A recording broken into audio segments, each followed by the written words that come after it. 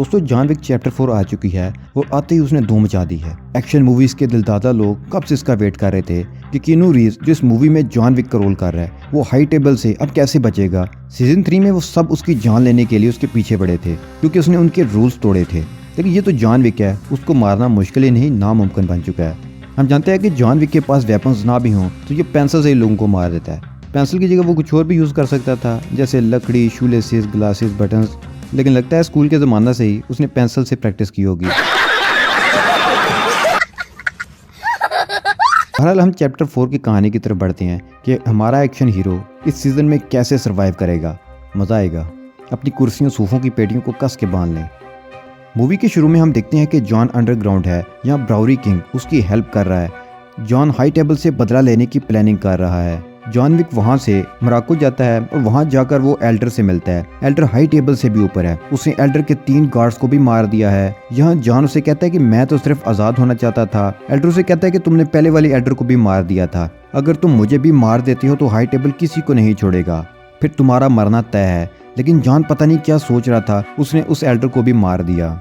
अब हम New York continental hotel में आते हैं जहाँ विंस्टन होता है। चार्मन के पास एक अनजान आदमी आता है, फिर वो विंस्टन से मिलता है और उसे 1 घंटे का टाइम देता है। कहता है कि हाई टेबल से मार्कस मिलने आया था। विंस्टन घबरा जाता है। अब एल्डर के बाद हाई टेबल के सारे मामलात मार्कस देख रहा है। विंस्टन चार्मन को साथ लेकर मार्कस से मिलने जाता है। मार्कस उसे कहता है कि जॉन को मारना तुम्हारी जिम्मेदारी थी, लेकिन तुम नाकाम रहे। अब तुम्हारा टाइम खत्म हो रहा है और तुम्हें इसकी सजा मिलेगी। टाइम खत्म होते ही वो उसका कॉन्टिनेंटल होटल उड़ा देता है और चार्मन को भी मार देता है। मार्कस अपने गार्ड चैडी को कहता है कि कैन को यहाँ बुलाओ। कैन अंधा है लेकिन वो बहुत खतरनाक कातिल है। उसकी बेटी भी है जो म्यूजिक बजाती है। कैन को वहाँ से मार्कस के पास लाया जाता है। दोस्तों कैन का रोल डोनी बेन निभा रहा है, जो कि चाइनीज मूवीज का कंग फू मास्टर है और बेशुमार हिट फिल्में दे चुका है। इस फिल्म को मुकम्मल एक्शन फिल्म बनाने के लिए ये भी इस कहानी में मौजूद है। मार्कस उसे कहता है कि तुम्हारे लिए काम है।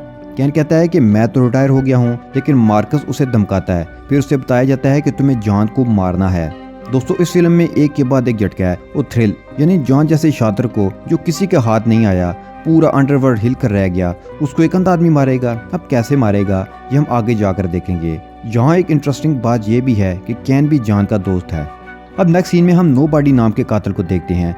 वो ओसाका होटल में अपने कुत्ते के साथ एंटर होता है। फिर हम अकीरा को देखते हैं जो अपने डैड कुची को होटल के बारे में बताती है। वो कहती है कि हमें सोच समझ कर काम करना होगा। इधर नोबॉडी भी जॉन का दुश्मन है। जॉन पर अभी 18 मिलियन का नाम है, अगर वो और टफ साबित हुआ तो ये नाम और बढ़ जाएगा। जॉन इसी होटल में है। वो उसे विंस्टन के होटल और चार्मन के बारे में बताता है। जॉन कहता है कि तुम लोग भी खतरे में हो तो मैं चला जाता हूँ, लेकिन कुची कहता है कि हम दोस्त हैं, मैं तुम्हें अकेला नहीं छोड़ सकता।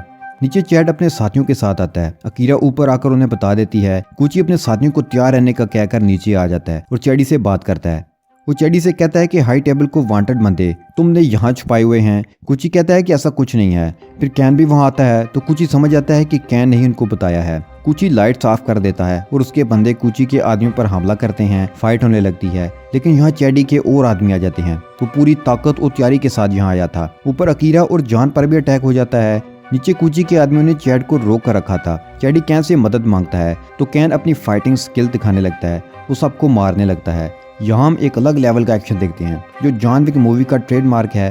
वो टेक्नोलॉजी का भी यूज़ करता है, डिवाइसेस लगाता है। जैसे ही कुची का आदमी उनके पास आता है तो उसे आवाज़ आती है और वो आवाज़ का पीछा करके उनको मार देता है। यहाँ याद रहे कि कैन अंधा है, अगर बिना आवाज़ के या किसी हेल्प के वो इतना एक्शन करता तो मूवी देखने वालों को हजम नहीं होना था। तो ये डायरेक्टर को कुछ ना कुछ तो स्टोरी में डालना ही था और ये बुरा आइडिया नहीं है।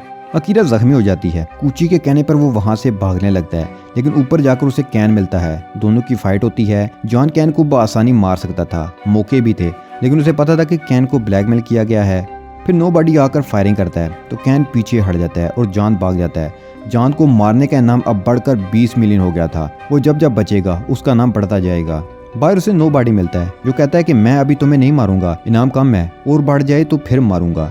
कैन कुची और अकीरा को मिलता है और कहता है कि तुम दोनों यहाँ से चले जाओ, लेकिन कुची फाइट करता है और कैन के हाथों मारा जाता है। अकीरा कहती है कि मैं अपने बाप का बदला लेने जरूर आऊंगी। विंस्टन और ब्राउरी किंग कॉन्टिनेंटल होटल के मलबे पर खड़े हैं और कहते हैं कि हाई टेबल से बदला लेंगे।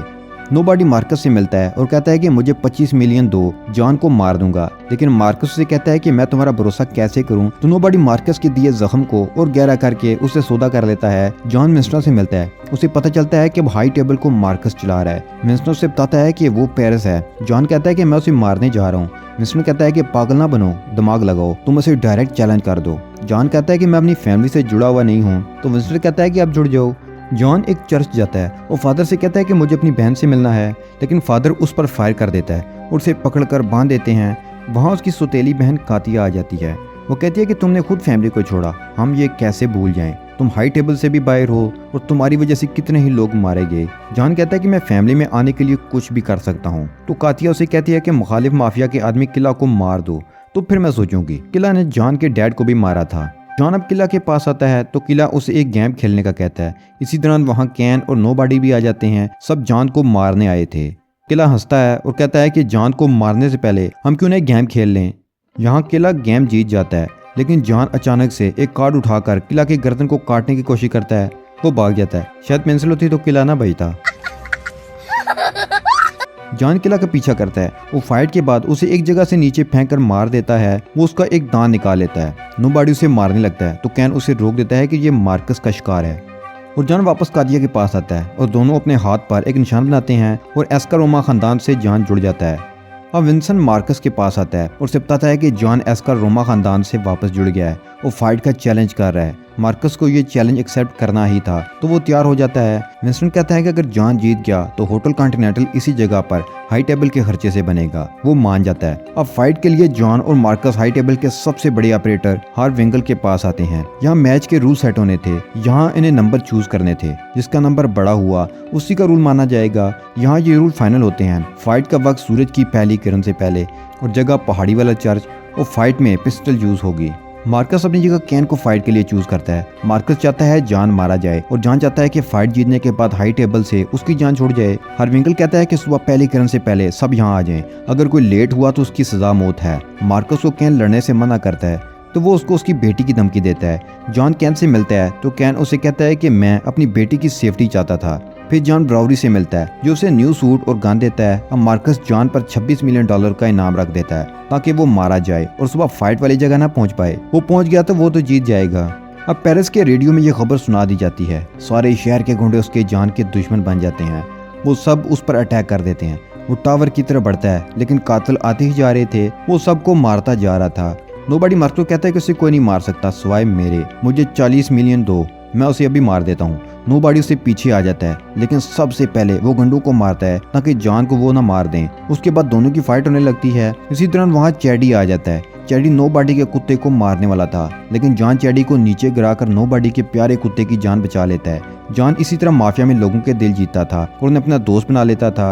वो उसके एहसानों के नीचे दब चुके थे। नोबॉडी सोच में पड़ गया तो जॉन मौका पाकर वहाँ से भाग जाता है। उसे उस पहाड़ी पर पहुंचने में बहुत कम वक्त रह गया था, लेकिन यहाँ और बहुत से गुंडे आ जाते हैं। जॉन उनसे फाइट करते हुए ऊपर जाने लगता है, लेकिन जब वो ऊपर पहुंचता है तो चैडी फिर से वहां आ जाता है। चैडी उसे नीचे गिरा देता है। वहाँ कैन आ जाता है और दोनों फाइट करते हुए ऊपर जाने लगते हैं। कैन उसका साथ दे रहा था। यहाँ चैडी फिर से उसे मारने वाला था, लेकिन नोबॉडी भी जॉन की हेल्प के लिए आ जाता है। वो चैडी को फायर मारकर जख्मी कर देता है। यहाँ नोबॉडी का डाकू से बदला लेता है। नोबॉडी उसे मार देता है। सब लड़ाई वाली जगह पर पहुंच जाते हैं। सूरज की पहली किरण निकलते ही हार्विंगर उन्हें लड़ाई शुरू करने का कहता है। दोनों के पिस्टल और गोलियां दी जाती हैं। दोनों पोजीशन पर खड़े हो जाते हैं। पहला फायर होता है और दोनों थोड़े जख्मी होते हैं। अब इनको थोड़ा और पास लाया गया, इस पर कैन ज्यादा जख्मी हुआ। मार्कस कहता है कि अगले राउंड में मैं खुद जॉन को मारूंगा। कैन कहता है कि इससे पहले मेरी बेटी को छोड़ दो। वो हाँ कहता है। वो जॉन पर गन तान लेता है तो मिस्टर उससे कहता है कि तुम बेवकूफ ये कैसे भूल गई कि जॉन ने तो अभी अपने राउंड की गोली चलाई नहीं। जॉन उसी वक्त मार्कस के माथे पर निशाना लेकर गोली मार देता है और वो वहीं मर जाता है। हार्विंगर ने जॉन को विनर करार दिया और मिस्टर का होटल भी बनवाने का ऑर्डर दे दिया। कैन की बेटी की जान बच गई और हाई टेबल से जान भी छूट गई थी, लेकिन वो बहुत जख्मी हो गया था। कैन उसका शुक्रिया अदा करता है। फिर वो विंस्टन से कहता है कि मुझे घर ले चलो, लेकिन जॉन का बचना मुश्किल था। वो चलने की कोशिश करता है लेकिन गिर जाता है। वो अपनी बीवी को याद करते हुए मर जाता है। जॉन की कब्र उसकी बीवी के साथ ही बनाई गई थी। अगर तो जॉन वाकई मर गया है तो जॉन विक सीरीज का ये लास्ट पार्ट ही समझे। अगर नहीं मरा तो कब्र किसकी है? दोस्तों आपका क्या ख्याल है, जॉन मारा गया या अभी जिंदा है और चैप्टर 5 में वापस आ जाएगा? कमेंट सेक्शन में अपनी राय जरूर दें।